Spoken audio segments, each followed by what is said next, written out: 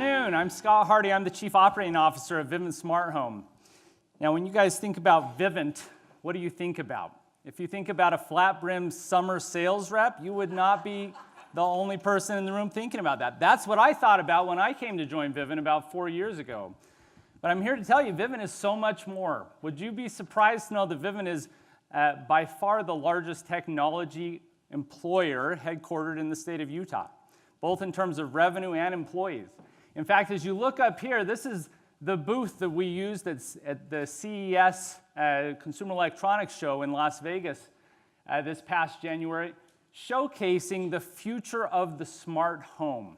Smart home is a $100 billion market in the next 5 years. And as you look at where technology is really headed, the battle over the last 20 years has been about the operating system of the PC, the laptop, the phone, the tablet. Where we're going is the operating system of the car and, yes, the home. And it is an enormous, enormous market. This is where we compete, and it's great to be able to compete where there's a ton of growth and a ton of opportunity. So who is the leader in this space? Good news. Vivint is actually the leader in this enormous space, homegrown Vivint from Utah. Forbes recently pronounced us as the biggest smart home player, both in terms of revenue and devices that's out there, and we were recently recognized by Fast Company as one of the 50 most innovative companies in the world. Along with Apple, Google, Amazon, we're the first Utah company to make this list in almost a decade. Now, I've got even better news. The fun's just getting going. So if you look at where we're going, we have about 9,000 employees right now. And due to some pending forthcoming announcements with major big box retailers, look for that later this week, we anticipate our customer base is about to skyrocket from the 1.3 million customers that we have today, and our employee base has to follow suit. So we're looking in the next 24 months to hire 6,000 people. So if you want to know why Vivint is a great place for women, it's because the career growth is unlimited. So we need all the best talent we can get, especially the women. Why women? Oh, there we go. Because we have products in the home. 85% of the primary decision maker in 85% of the cases for our product are women. Women decide what goes into the home. They decide how to maintain that in the home. And we need a diverse set of perspectives building the smart home of the future. Small example, locks. Our director of product management over locks recently is a female. She determined our locks were insufficient. They needed to be both more aesthetically pleasing, but particularly easier to maintain, that it wasn't intimidating, that batteries could be changed without tools. So she went and redesigned the locks that we use, one of hundreds of small things that make us differentiated and winning in the market because we need to understand our consumer. So what are we doing to attract women? You've heard some of these, but we think they're really critical. Let me offer a few proof points. Flexibility is important to us. We have an unlimited time off policy. There's not 2 weeks of vacation, 3 weeks of vacation, 4 weeks of vacation. It's unlimited. You take the time that you need to meet the needs of your family, and we work out how to meet the needs of the business. There's maternity, paternity, and adoption leave to be flexible, and we have work from home programs where we now have hundreds of women that are working from home.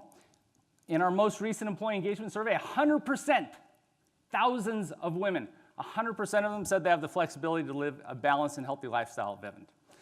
On the leadership and development side, if you're a woman at Vivint, you have a 60% higher chance of being in a leadership program than a man. You have a 62% more likely opportunity to get promoted. And 88% of women report that they're satisfied with opportunities for advancement, which is higher than the men in our company.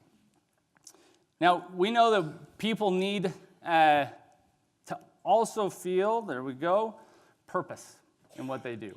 And there's purpose in changing the way people live in their home with our consumers, but there's also purpose and tons of opportunities at Vivint to give back, to whether it's policy, shaping public policy around STEM research, It's mentoring with the elementary kids to be able to encourage tech careers. We have an employee group, Vivint Women, that are consciously engaged in attracting and developing and retaining the best women that we possibly can. We have things like Vivint Gives Back, an employee-funded charity that focuses on kids with intellectual disabilities. All of these efforts led by women in our company. Hopefully you've seen some of these little cards.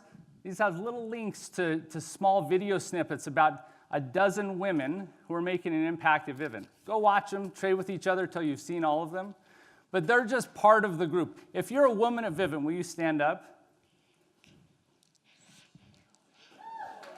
And it's time. Time's up. Thank you. These are the women shaping the future of Vivint. Thank you. I love that. Good thing the audience isn't voting because there'd be a little bias there. Okay. So 6,000 employees that you're looking to hire over the next period of time. How, as a woman, do you make sure you don't get lost in that shuffle? What can we do to consider that? And also, what are you doing to consider that just with your hypergrowth? Yeah, so we need to hire a lot of people. That's an overwhelming task for us in general. All of our recruiting efforts, as we do selection, we call it, go through the recruiting selection, we have a diverse group that we require to do all of the selection in our company. So we make sure that there's a representative set of diversity that happens in our recruiting efforts so that we are making the right decisions, right? It comes down to the people that are making those decisions.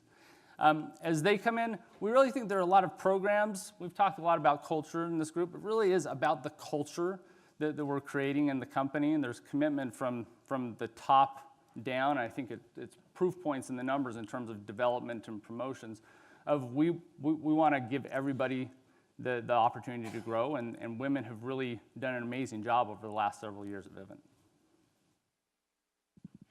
60% women likely to be in a leadership program is quite a phenomenal number. Can you give some example of the leadership programs that you're offering that these women are able to take part in? Yeah, there's one I've been particularly involved in and passionate about. It's our High Potential program, where we sit in a talent review every year, right? And that talent review has several female executives that sit in it. We go through all of our talent, and we identify, and there are several in this room that are participating in that High Potential program, the women that not just the women, all of the people that we believe have real opportunities to grow into leadership positions in our company. And women are very represented in that group, and we put them through a year-long cycle of executive exposure, of participating in cross-functional programs so that they can have a broader perspective, so that we can develop everyone, but especially the women, into leadership roles to help shape the future of the company. 40 seconds. Are you Simon? I am Simon, Right, so I'm beware. scared. So have you had a woman mentor, and if so, tell us a little bit about that. I have had a woman mentor. When I was, I worked at a consulting firm called McKinsey, this big, I know, another McKinsey guy. It's a big international consulting company. So I just come out of business school, and I was this young pup. And my mentor was a lady named Kelly Youngerman. And so, you know, at a consulting firm, you could kind of get lost in the shuffle. So they assigned me as a mentor, and she was just awesome. She kind of got to know me. She understood my family situation. She understood what I wanted, and she helped me navigate through what is a big, complex organization at a company. And Kelly and I are still friends today. She's a valued mentor, giving me great advice and helped shape, hopefully, who I'm becoming. So thank you. And that's time.